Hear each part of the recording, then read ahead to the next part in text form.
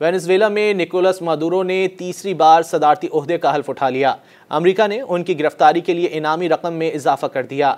कौमी असम्बली में तीसरी सदारती मुद्दत के लिए हल्फ उठाने के बाद उनका कहना था कि वेनेजुएला के कमांडर इन चीफ और सदर के तौर पर आइन के मुताबिक अपनी खिदमात अंजाम देंगे। उन्हें मिलने वाला इख्तियार किसी गैर मुल्की हुकूमत या सदर ने नहीं दिया। वेनेजुएला में कोई भी सदर को ज़बरदस्ती मुसल्लत नहीं कर सकता। वेनेजुएला की अपोजिशन ने जुलाई में होने वाले इंतखाबात में धांधली का इल्ज़ाम आयद किया था।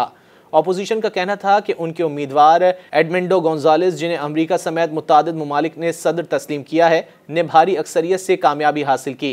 बैनुल-अक़वामी इंतखाबी मुबस्सिरीन ने भी इंतखाबी नताइज पर सवाल उठाए हैं। गैर मुल्की खबरसां एजेंसी के मुताबिक निकोलस मादुरो की फतह के तफसीली आदाद-ओ-शुमार अब तक सामने नहीं आए। दूसरी जानिब जो बाइडन इंतजामिया ने मुनशियात स्मगलिंग के इल्ज़ामात में निकोलस मादुरो की गिरफ्तारी में मदद फराहम करने के लिए रकम में इजाफा कर दिया है। मजमूई रकम को $1 करोड़ 50 लाख से बढ़ाकर $2 करोड़ 50 लाख कर दिया गया। इसी तरह अमेरिका ने वेनेजुएला के वजीर दाखिला और वजीर दिफा की गिरफ्तारी पर भी $1.5 करोड़ का इनाम रखा है। अमेरिका ने वेनेजुएला के सदर और दीगर पर करप्शन और मुनशियात स्मगलिंग के इल्ज़ामात आयद किए हैं। निकोलस मादुरो 2020 में उन इल्ज़ामात की तरदीद कर चुके हैं। मज़ीद न्यूज़ अपडेट्स और डिजिटल स्टोरीज के लिए सब्सक्राइब करें डॉन न्यूज़ पाकिस्तान।